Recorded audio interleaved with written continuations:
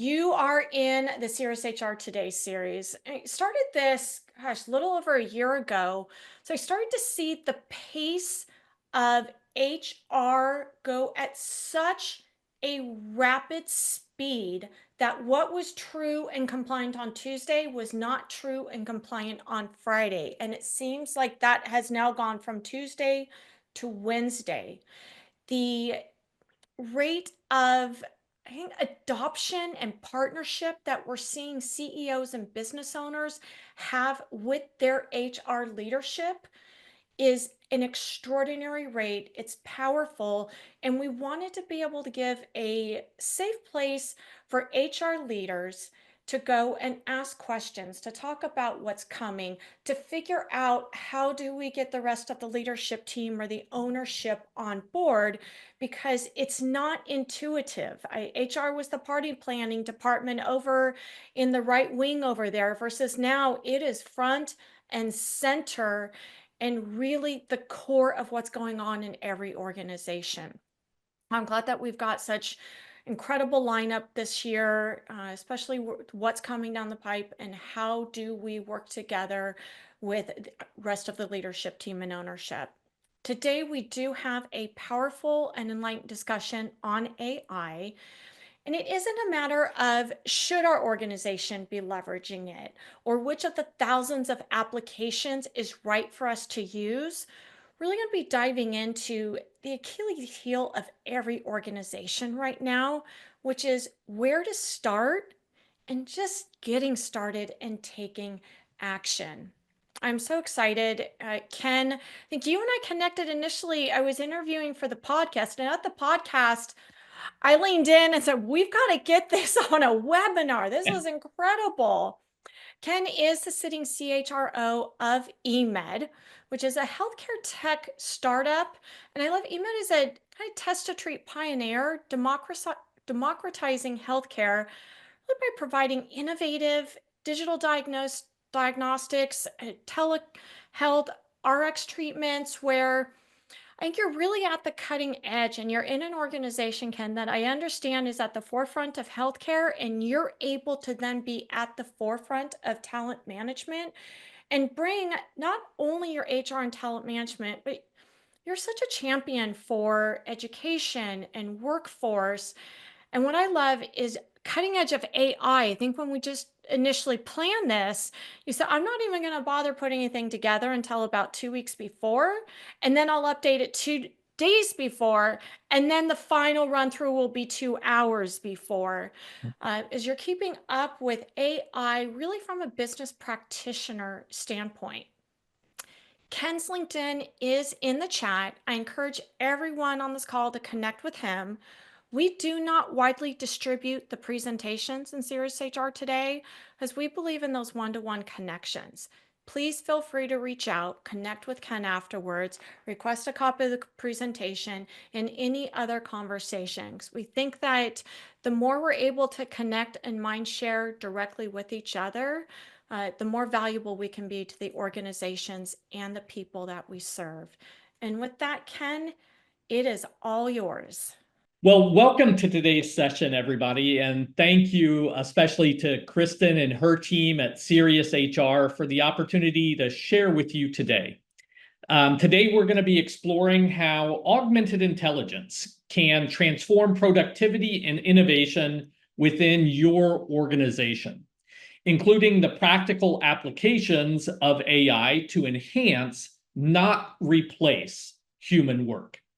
We will explore the evolution of workplace eras, how AI is impacting the future of work, as well as the challenges some organizations have experienced with implementing AI. We will then turn toward strategies for a successful implementation across the enterprise, even offering up a 12-point action plan before sharing some practical AI use cases. Throughout the presentation, I will encourage you, and we will together be leveraging the chat function, as Kristen already shared, And at one point, we will also have an interactive poll. So also, as already requested, I would request that this be a very interactive session. So if there are any questions as we go along, please feel free to add them in the chat. And I will do my best to take note of those so that we can maintain that interactive feel. And I hope to connect with many of you afterwards to address any challenges, but especially to hear about your own success stories related to your own enterprise-wide implementation of augmented intelligence. So let's get started. On this slide, you're going to see a contrast of two different terms: artificial intelligence on the one hand, and augmented intelligence, or AI squared, showing the elevation of artificial intelligence with the augmentation across certain key dimensions. I'm not going to be going through every box, so no need to worry. But my primary intention here is to highlight first and foremost how AI is focused on autonomy and efficiency, while augmented intelligence centers on enhancing human capabilities through ethical, collaborative systems. I also want to emphasize that the goal of augmented intelligence is not to replace humans, but rather to partner with them for better outcomes, as we'll be discussing throughout the entire presentation. I'll come back to this point when speaking about our 12-step AI enterprise-wide implementation, but recognizing that wording can play a huge factor in the acceptance of new initiatives. We specifically at eMed noted that when we use the term AI internally, we mean augmented intelligence in all that that term embodies. So this slide presents a timeline of workplace evolution from the industrial era to the current AI era, emphasizing how the nature of work and economy has transformed. From mechanical labor to knowledge work to flexible automation, and now to human AI collaboration. In each of those areas, I'm sure that you've also seen the economy itself be defined by some of these new innovations, from machines and factories initially, to including the production lines, to knowledge workers in service economy, and later computers, cell phones, and automation, all the way to what we're now calling the blended economy of human AI interaction and collaboration. Underneath the pictures that you see on that slide, I want to now utilize the chat and invite you to utilize the chat for some of the questions I'll be posing that are referencing this evolution that we are talking about. So the first is, what percentage of workers today do you believe are in jobs that didn't even exist in 1950? Well, All we've got right. some high numbers, 70, 80, 95. I'm not seeing anything below 50%. It is actually 60%. 60%, Wow. showing that new jobs are constantly emerging in the face of new technology. Similarly, let me ask, what is the percentage of employment growth over the last 75 years that you believe is driven by technological advancement? I love it. 210%.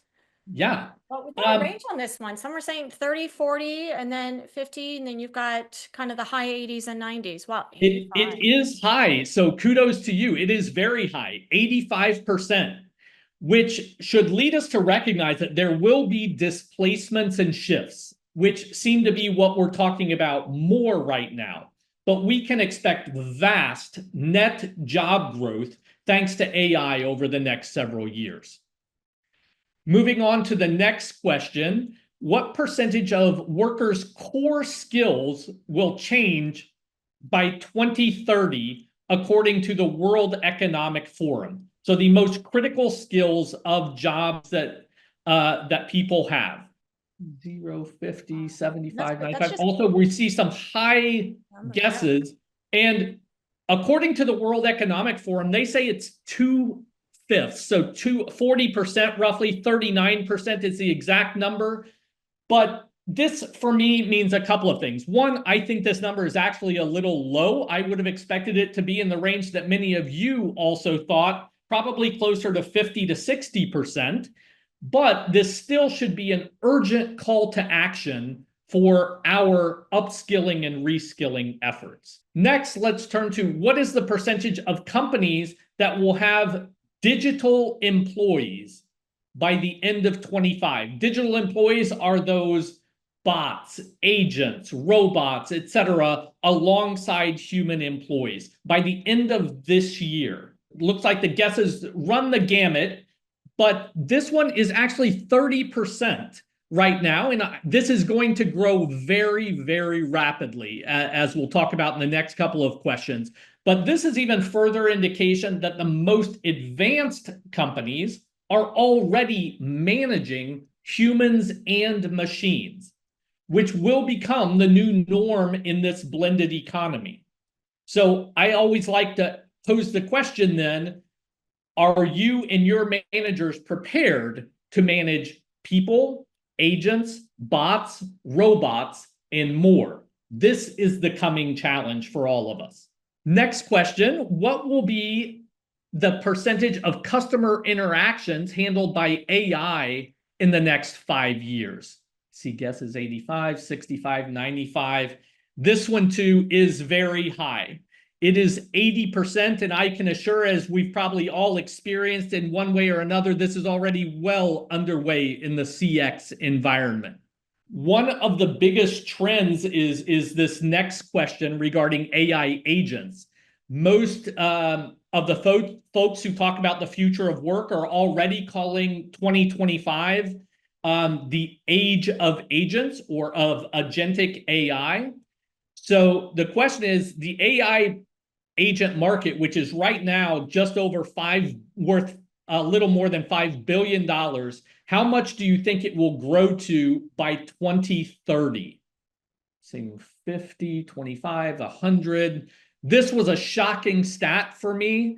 It is 196 billion, a 19x over that 5 billion, almost 20 times what it is right now. So this is because it is allowing us to serve individuals, people faster, and to increase productivity, one of the core messages that we have today. So the learning from this is we need to be readily accessing and even leaning in to that technology. And then finally, on this slide, I'd invite you to complete the following sentence for yourself and your organization as you think about this AI evolution, which I will add is not just about technology. So the sentence is, and this should influence your strategy, your go-forward direction, we're not just implementing new technology, we're ... How would you finish that sentence? Redefining the future, embracing it, creating efficiencies, living it. We certainly are evolving and modernizing capabilities. I love all of these, and there is no right answer, but I love all of these that are still continuing to come through. The way we answered it for our own is we are redefining and redesigning work and teams for the future.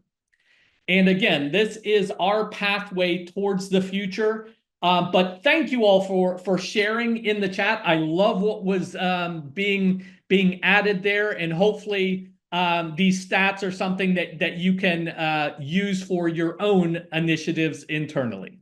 There are certainly numerous discussion threads about AI's impact on jobs and the future of work. Almost every day I see dozens of these pop up. But let's look at some of the research for a moment. The World Economic Forum estimates that, similar to the massive job creation ushered in by technological advancements in other eras that we just looked at, AI is projected to create 170 million jobs over the next 15 years, while displacing or disrupting approximately 92 million jobs.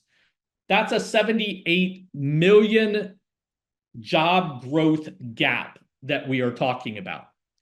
So this fear of, oh my gosh, it's going to replace everything is unfounded based on any of the reputable research that is currently out there.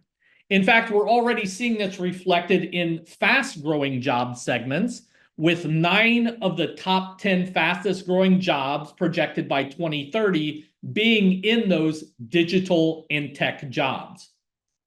Similarly, we see the top 3 fastest growing skills by 2030 being related to technology, led by AI and big data in the workplace, then networks and cybersecurity, technological literacy. The additional power skills, as I refer to them, mentioned here, things like creative thinking, resilience, agility, curiosity, leadership, etc., they elevate the impact of working with this technology effectively as organizations strive to meet the increased demand for innovation, efficiency, and agility. Now, one of the beautiful things about AI in my mind is that now everyone is empowered to innovate.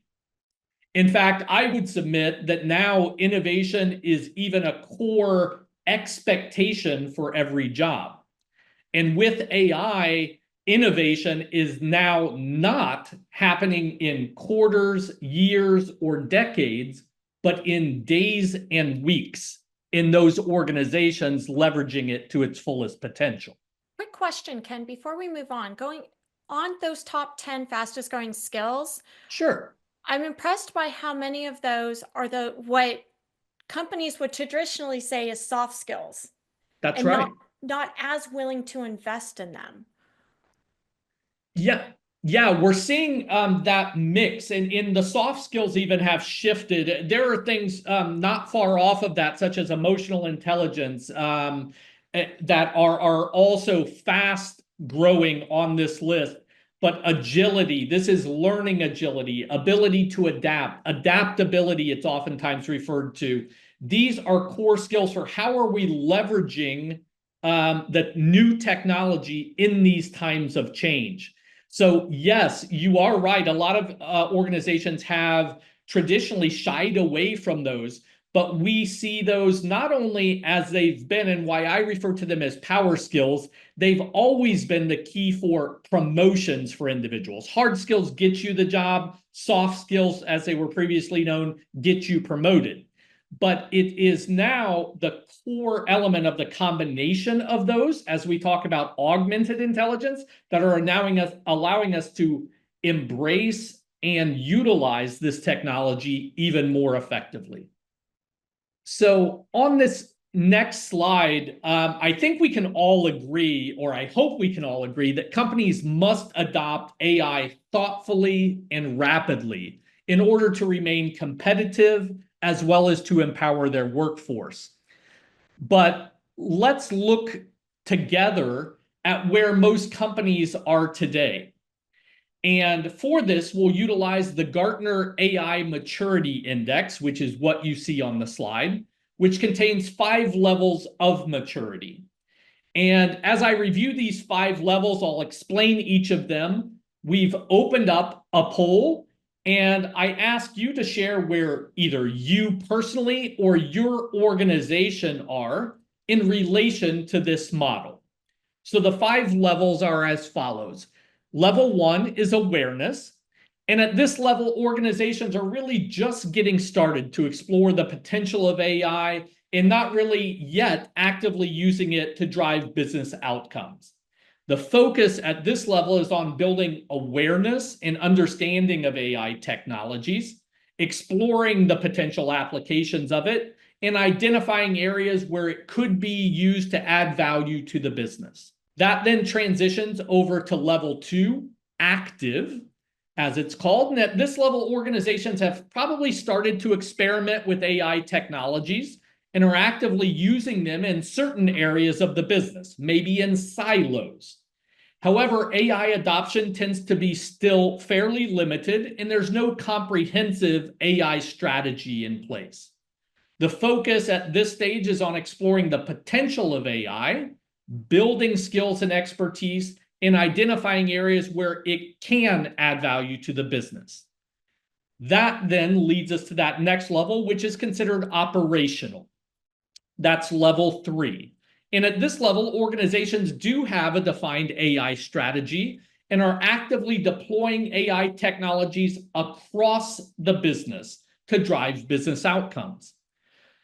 AI is then integrated into key business processes, and there tends to be a focus on measuring and optimizing performance. The focus is also on building operational excellence, on driving efficiency, and improving business performance. That moves then into what was called systemic at level 4. And at that level, organizations are using AI technologies extensively across the business and have established what they would call a culture of innovation and experimentation. AI is integrated into key business processes, and there tends to be a focus on creating value and driving innovation. The focus is on building a sustainable AI ecosystem, driving transformational change, and creating a competitive advantage. And then the final stage, transformational, level 5, is where organizations are using AI technologies to transform entire business models and create new revenue streams. They're recognized as leaders in their industry and are generally driving innovation and even disruption. The focus tends to be on creating new business models, products, and services, and building a culture of innovation and experimentation to drive continued growth and success. So with that, I'd kindly ask you to maybe just plot a dot there, and then we'll look together and see where your organizations fall in accordance with this model. Right. You should be seeing the results now. I am. So it looks like the group that's gathered here today is 27% in level 1 of awareness, 45% probably in some silos, having some of those champions, some of the departments using it actively, so in active stage, and 27% also in level 3.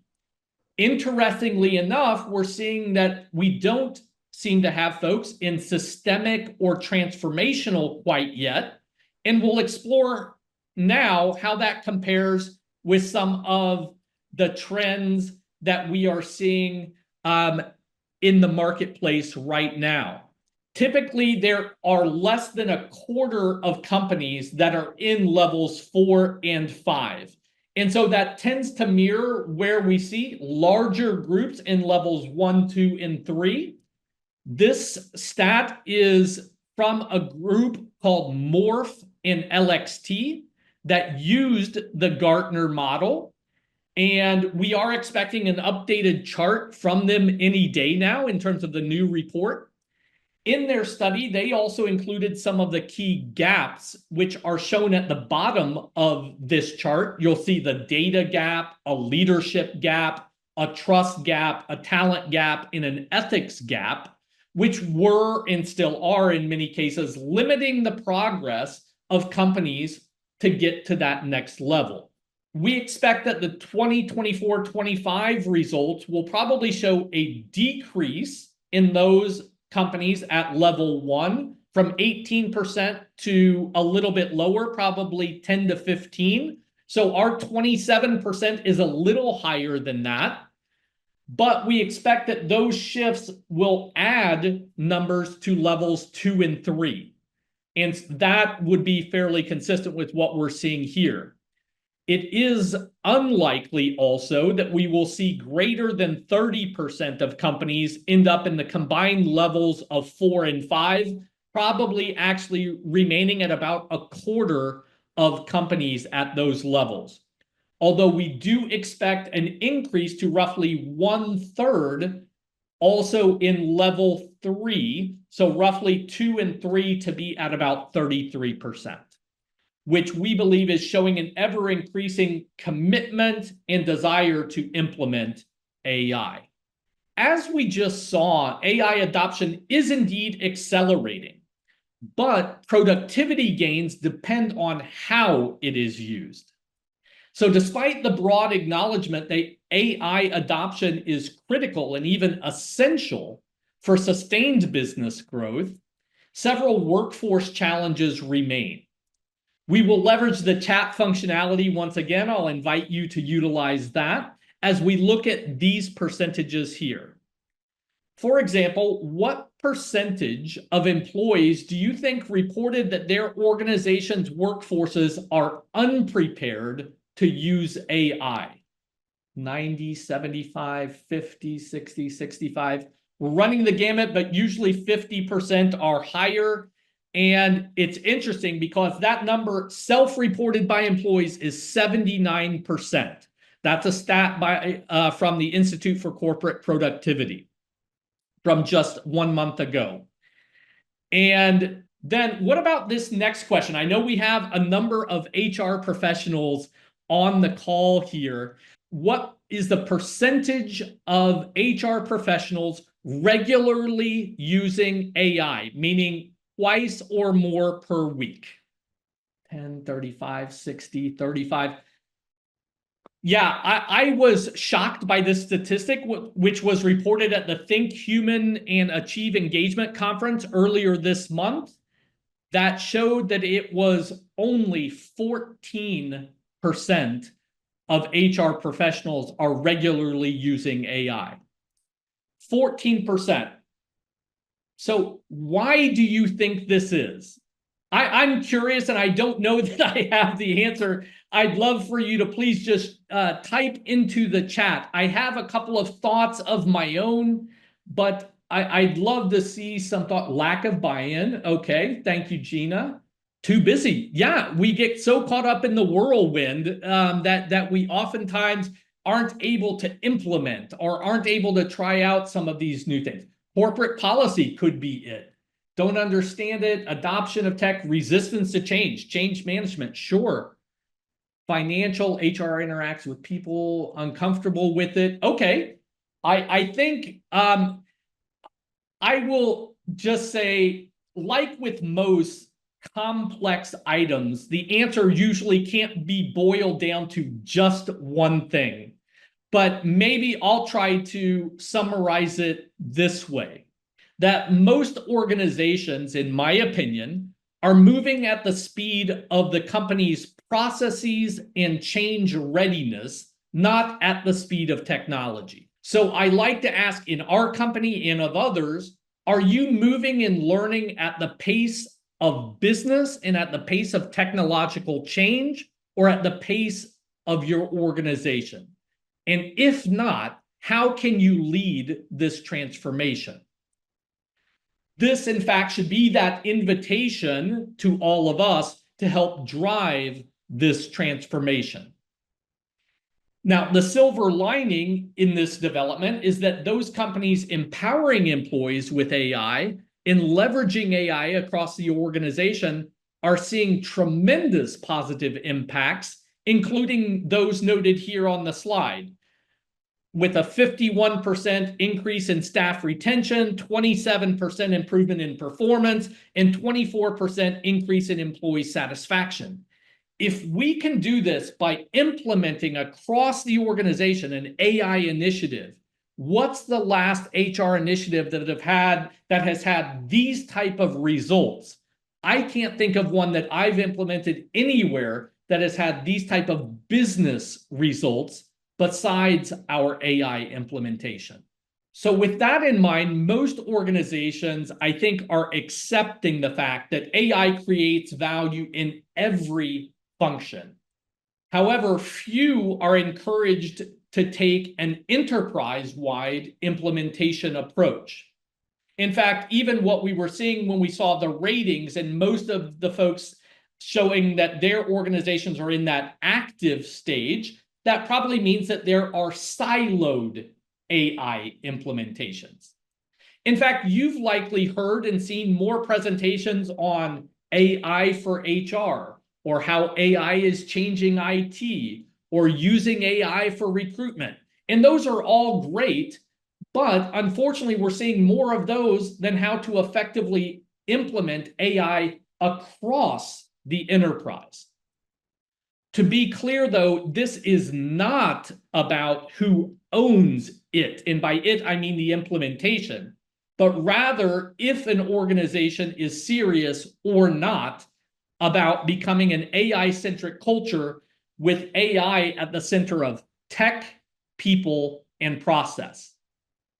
Having said that, I do believe that HR and IT should have critical and even collaborative joint roles in this implementation. In particular, because in my mind, AI implementation is every bit as much a human challenge as it is a technical one. So maybe put another way, you're going to need as much, if not more, behavior change as technical change to get ROI from your AI implementation. Indeed, I would even submit that the future will not be determined by AI technology alone, but even more so by those companies which are able to best equip their teams to use it, equip, enable, and empower their teams to use it. So things around AI, however, are changing so fast and developing so quickly that some of us, if not even most of us, either have been or maybe even still are likely losing sleep over AI based on one of the foes. And before I get booted from the webcast for an offensive abbreviation, those tend to be one of these four.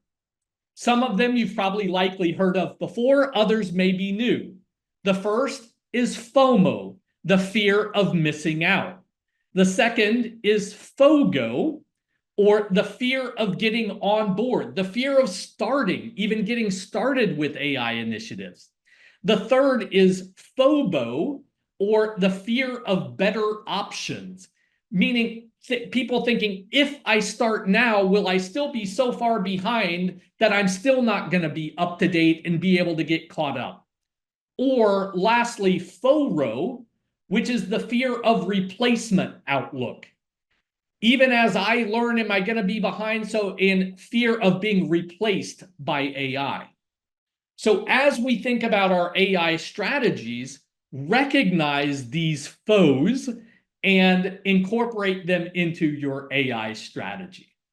So I often get asked if there is a guide for an effective AI implementation. And while I don't believe that any plan is going to cover 100% of the items or 100% of the cases for 100% of the companies, this slide intends to provide a simple roadmap for organizations to implement AI responsibly and effectively based on some of our own experience at eMed. Ideally, you can have a founder, a CEO, or a president be that executive sponsor. And that executive sponsor should be the one showing support in a clear AI mandate. In our case, that was easier because our PE owner quite literally wrote the book entitled How AI Will Democratize Healthcare and is continuously challenging us to leverage AI for continued innovation. We even had a launch event, which is number 2 here on the list, at which our leadership set new organizational expectations around AI and invited team members to use AI and or level up their AI game, which reinforced the concept of consistent and continuous learning. In our case, we also had a guest speaker come in and speak to the entire company on the state of AI and the promise of augmented intelligence, reinforcing that augmented intelligence is what we at our company mean internally when we say AI. At that same launch event, we also shared guidelines for AI governance and usage. This is extremely important and can be something that is oftentimes left out, which I encourage you not to leave out. As a HIPAA regulated and SOC 2 accredited entity, having these AI guidelines in place enabled our team members to then begin to experiment with AI with two things, with clear recommendations as well as constraints. When it comes to AI champions, what I would say is don't expect massive immediate buy-in. I'd love to sit here in front of you and tell you that when we launched this, as excited as I was about it and ready to hop on board and wanted everyone to be engaged and thought every employee and every manager would immediately jump on board, that was naive. And it would be naive to think that, because there will always be more fast followers than first movers. But you can leverage FOMO, coming back to some of the things we'd spoken about before, by, for example, reporting on use by teams in leadership meetings and celebrating high utilization. Trust me when I say that this FOMO was the impetus that many of our leaders needed to encourage their teams to use AI effectively. They didn't want to not be on that report of highest users of AI. They wanted to be there and to be seen. We also implemented a daily AI post on our intranet showing our commitment to AI. But in case some of you might be thinking that this sounds tedious and like a lot of work to find these articles, it's actually the AI, in our case, that is finding the top articles for us to highlight every day and for us to choose from. We also scheduled regular opportunities for our team members to share how they've used AI, including failures that they had with that AI and lessons learned. Now, we do this in the form of a TED Talk. We call this our TED Talk Thursdays. And it's a TED Talk style showcase in which they share how they're using AI in their work in 10 minutes or less. The key here is to show, not just tell. This has the added benefit of showing how team members are being augmented, enabled, and enhanced, and not replaced by AI. Now, we also organized an AI challenge. Some even go as far as hackathons, in which we encourage teams to compete and then share AI solutions to some real problems at that very showcase. Just like some of the other initiatives, this does not have to be overly elaborate. You can even do a challenge by asking, and this was our question, propose and present a practical AI solution that addresses exhausting or repetitive work in your department that is taking away from high value work. We let them interpret that whole thing, but that was our question for the challenge. This then repositioned AI as bringing relief to the team versus potentially replacing them. It's a whole mindset shift. And I believe that AI, augmented AI, is as much a mindset as it is a skill set. So in addition to these things, we also added a number of AI training courses to eMed University, which is our learning management system. We posted 2 lists of free AI learning resources. Those were a dozen or so each. Those resources from major colleges, including MIT and Stanford. And then we partnered with Miami-Dade College. Our headquarters is in Miami, and making their 2 college credit certificates in AI awareness and applied AI available to all of our employees, thereby showing our commitment to upskilling and making AI learning agility and upskilling a measurement for future performance and talent reviews. Finally, then, we partnered with local institutions to hire AI interns. That was our term for them for the summer, bringing in students and recent graduates who were already experienced in leveraging AI in areas such as data science, programming, and marketing, and encouraging the managers to take advantage of reverse mentoring in the process. So these interns were actually mentoring the managers and several of the team members who were actually more experienced overall in things like data science, software development, and marketing. Now, I'm sure that there are other best practices that have worked in other companies, but hopefully this gives you a few practical steps that you might be able to use in your own organization. So, having just shared some of the practical steps we utilized at eMed for our company-wide augmented intelligence implementation, next, let me provide a few real-world use cases from our company and others which I have advised. So, eMed Population Health's entire business model is centered around our trademarked empathetic AI concept, combining the empathy and highly engaged customer patient experience augmented by advanced AI. That's things like computer vision, recognizing and giving advice through AI based on any side effects that some of our patients or customers are experiencing. I spoke before about challenges, and one of the internal challenges that we presented was to create custom GPTs. So most of you are familiar with Chat GPT, most likely. If you have one of the upgraded versions for free, you can create custom GPTs as well.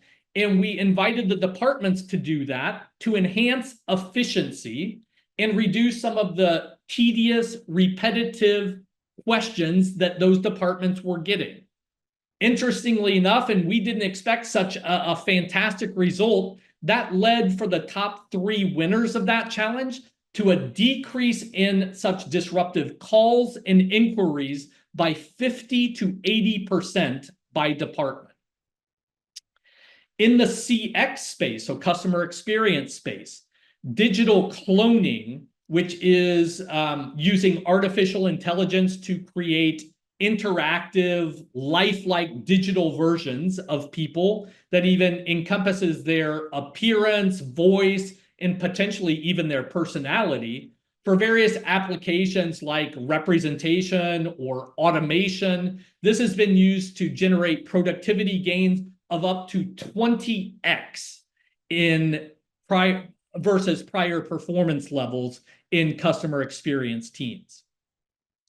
Hyper-personalization is a key theme across all of AI, and it's an opportunity for AI in general. However, in one marketing team that I worked with, they used natural language generation, also known as NLG, in tools like Jasper to generate targeted email copy, white papers, and ad content that was customized to industry, role, and even the stage in the buyer journey. Then in the finance area, one finance team used machine learning models to then analyze transaction patterns in real time to detect anomalies. It flagged then suspicious activity with far greater speed and accuracy than the rule-based systems they had been using previously. Then based on that success, they then embraced AI-driven forecasting and planning, whereby AI algorithms use historical financial data, market trends, and external variables to create highly accurate cash flow, revenue, and even investment forecasts. Finally, we'll talk about HR. And while most progressive HR departments are probably already utilizing AI for resume screening, candidate matching, and some other things, some have instituted personalized learning paths in which AI can curate training content tailored to each employee's role, performance data, and even career aspirations, which then in turn drives higher engagement and upskilling at scale. Right now, we are also currently exploring and experimenting with AI for predictive attrition analysis, whereby AI is detecting early signs of employee disengagement using behavioral and sentiment analysis, and of course, performance data, which is enabling us to take some proactive retention strategies. I would love to hear some of your AI use cases and success stories, either during the Q&A period or even after the presentation, if you would like to reach out and share those. As we begin to wrap up today, I encourage you to embrace augmented intelligence, which has the power to be a tremendous partner, amplifying human potential and productivity. It's less about what AI does or even can do on its own. Although I'll be the first to mention agentic AI is already showing amazing promise in that regard. It is rather more about what you can do in collaboration with it. This cooperation is key, including maintaining what I like to call a human-first mindset when deploying AI tools. As a mantra and even a brief recommendation, I'd say the following. Default to AI as your partner, experiment rapidly, and extract the learning, and then iterate on that. I often get asked, well, that's all great, Ken, but where do I start? So on this slide, I've also added the basis and prompt format for the vast majority of my own AI interactions. For example, we may ask, how can I help my team be more productive now with AI? Or, I need to increase the number of team members using AI, especially for repetitive tasks. How can I help them identify use cases for the tasks they don't want to be spending time on? Or even, I've been tasked with leading a company-wide AI implementation. How can you help me do that? The mantra of show, don't tell works wonderfully with augmented AI. And it also helps it to become viewed as a co-creator, even for sensitive HR topics. I know we've got a number of HR professionals here on the call. So just the other day, as a real world example, I was approached by a manager who needed to have one of those tough conversations, as we like to call them, with one of her team members about not meeting a critical deadline, and more importantly, not communicating in advance that the deliverable would be missed or that help was needed. So guess what I did? Rather than giving my own narrative or suggestion, because we are becoming an AI first, AI enabled, AI empowered company, I said, and invited the manager, let's plug that question into ChatGPT and request a short script for that conversation. And yes, even though the first iteration was pretty good, we use that as the basis for further iteration, giving it a little more context, giving it, exploring what we wanted the tone and the style of the manager to be, and it did that for us accordingly. The result was actually fantastic, and the manager felt better prepared than she had in having such conversations in the past than she ever had. Again, that's the power of augmented intelligence. On this next slide, I always do like to share the documents that have been referenced in any presentation I give, but I also like to share who are the folks that I turn to oftentimes, whether it's their podcasts or just following them on LinkedIn, etc.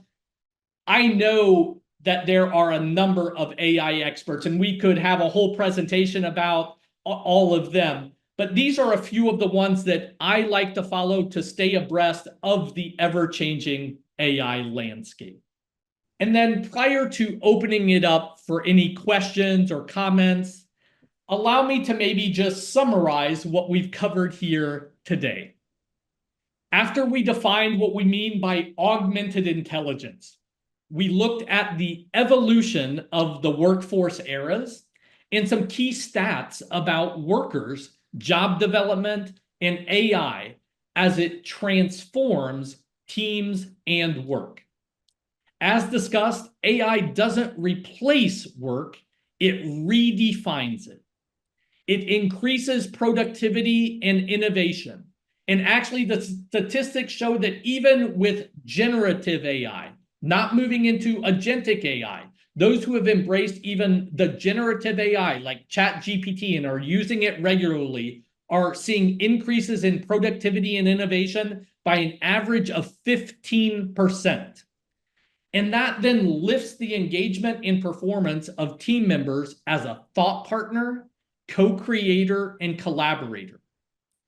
Next, despite some of the current challenges in organizations, it is clear that AI adoption is accelerating. We discuss some of the strategies to embrace, some of the steps to take, and some of the use cases to feel inspired on this journey. Finally, we spoke about how to go about this practically, including referencing some of the AI thought leaders for further inspiration and guidance. I would like to finish with a thank you, an invitation, and a challenge. First, allow me to express my deep gratitude to Kristen and the team at Cerius HR for giving me this platform to share my ideas today, as well as to all of you for attending. Second, please do connect with me via email and on LinkedIn with any questions that you might have, as well as feedback, challenges of your own, or success stories that you might have. I am always inspired by the feedback and stories from those who have attended. So again, please do stay in touch. Finally, the most profound benefits of augmented intelligence can only be realized when implemented as an enterprise-wide solution, not just a departmental one. So I challenge all of you here to embrace the frameworks, lessons, and roadmaps presented here today to generate your own success story of innovation and productivity through augmented intelligence in your own company. I wish you all the best in that process. Thank you once again. And now I'll hand back over to you, Kristen. I think the chat is saying it for me, Ken. The number one piece of feedback I hear from business owners and CEOs isn't again, it's not should we, it's not which one, it's how do we get this started? How do we get our team on board with this? And where do we start? And you're saying we just start any one of those 12 applications. It's incredible. And I appreciate the guidance that as HR leaders and really the shepherds of the human capital, the heart and soul of every organization, that you've helped empower us to go be the champion to integrate AI with and to help those that we are leading and enhance their effectiveness across the organization. About you, I feel inspired, I feel empowered. I hope that everyone, regardless of your background, the organizations you're working with, that you feel that you've got the tools to at least help your organizations take that first step, or possibly when they get stuck in one of those gaps. I love that slide, Ken. They get caught up in that trust gap or that talent gap, that you can help be the shepherd. Feel free to reach out to Ken as an expert on the topic to help get them over that gap. I want to thank everyone for participating today, all the interaction. This is what makes this HR community here at Cerius just an incredible resource going forward to help us be the leader in the organization. Have a fantastic rest of your day.